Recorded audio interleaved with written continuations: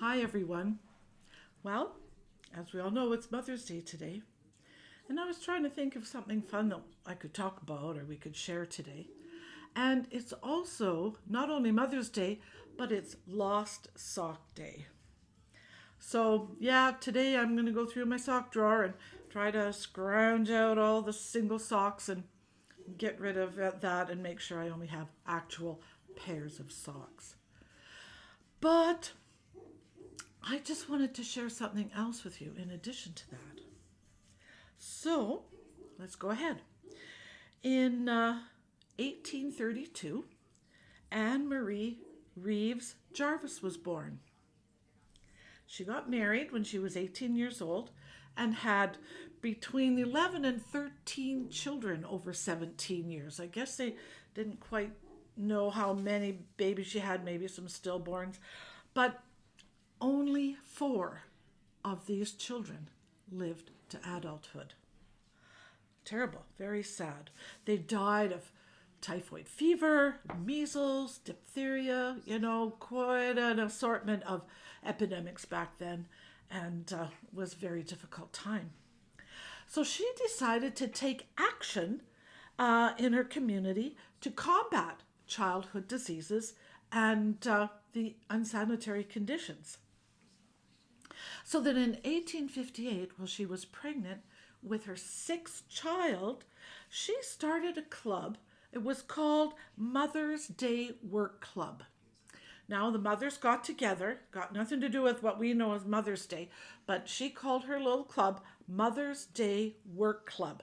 And they got together to support each other and to learn about public health issues, to support each other, educate each other about diseases and community health.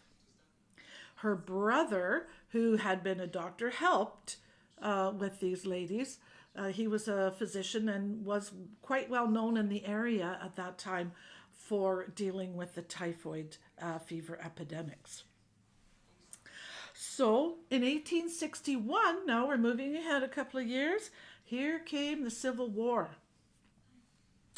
And Virginia, where she lived, was very divided. That war was very, very difficult war, divided north and south. And Virginia was particularly struggling with this too. She and her friends, the Ladies' Work Club, they sort of shifted their emphasis on to address the division and war. They proclaimed themselves to be neutral. And in the community and in around, I don't know how war works out, but there's fighting all around. And they proclaimed neutrality and they helped soldiers, whoever they were. Whatever side they were fighting on, these ladies would help them. And in fact, one of the commanders in the military there asked them to look after the soldiers, whichever side, didn't matter, to help them with the typhoid and measles epidemic that was, pretty rampant in the soldiers at that time. So, okay, so that's good. The war was over, and she continued her efforts after the war. And her ladies group, they decided to make a Mother's Friendship Day. Well, of course, as usual, all the time there's a little bit of conflict. Not everybody was supportive of her Friendship Day or the club's Friendship Day.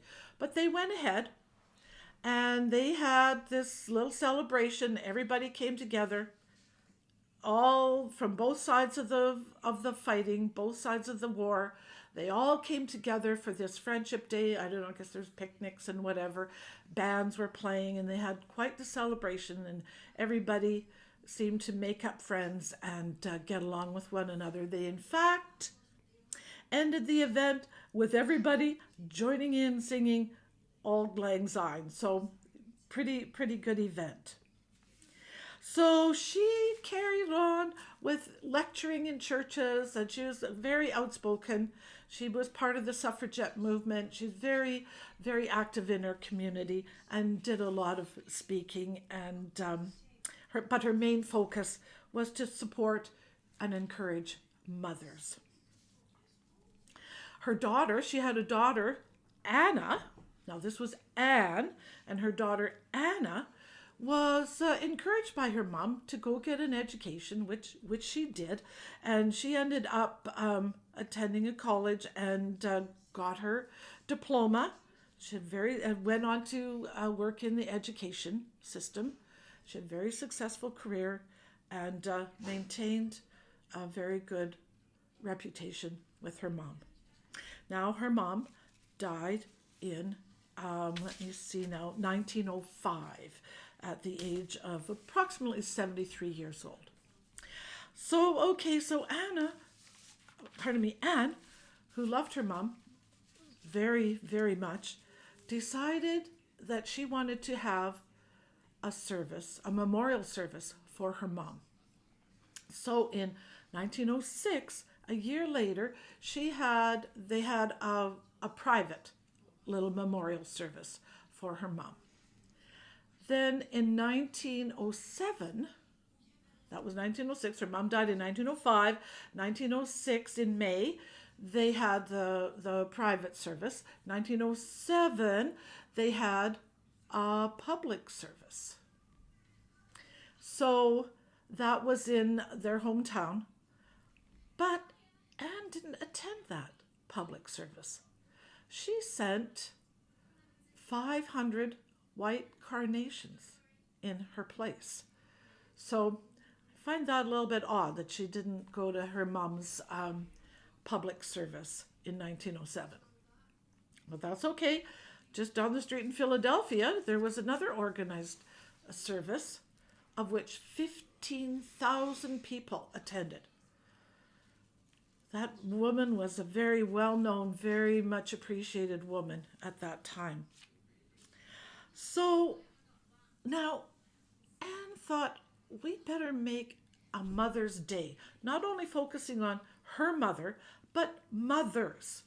Her mom really was promoting mothers in the community and their participation in public education and public health.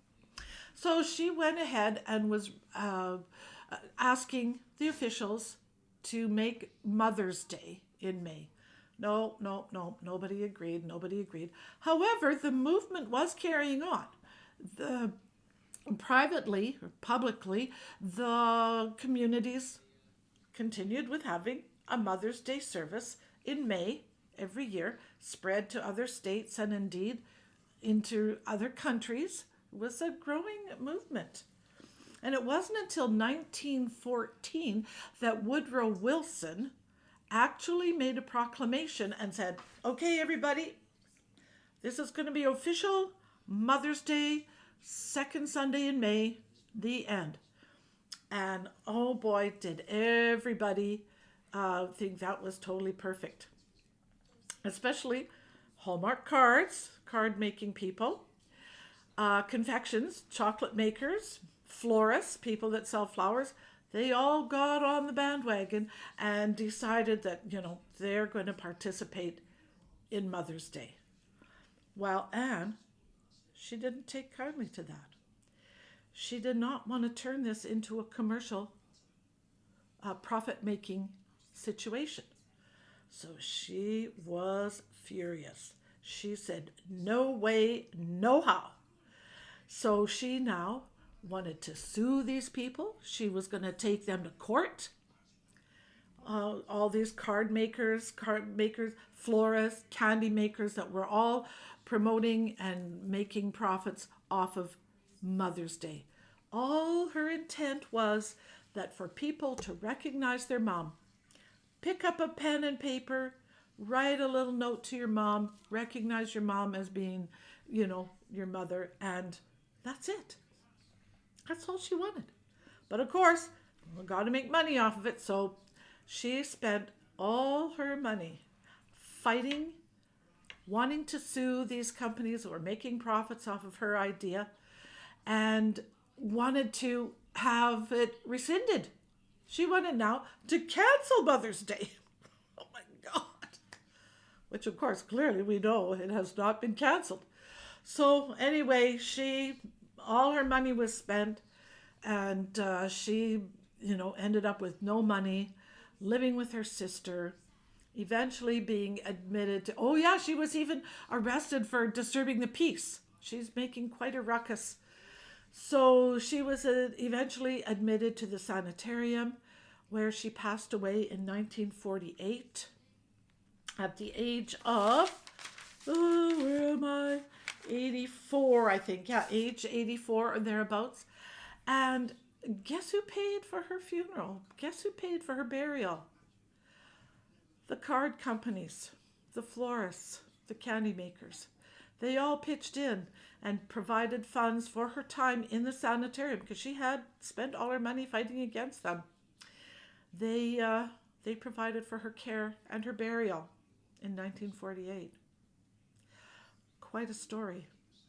Again, proving that what we set out initially to do can get all turned into a different direction. So anyway, I don't know if this is a happy day Mother's Day story, or it's certainly something to ponder, that mothers don't need all sorts of stuff bought for them. They don't need all sorts of attention that way. Just a nice little phone call or nice little note to say, hey, Mom, it's Mother's Day. Anyway, have a good day. We're having an all-day breakfast today. We're having breakfast for lunch, and breakfast for dinner, if that makes sense to anybody. But off we go. It's a sunshiny day. Everybody, please have a happy Mother's Day. Bye for now.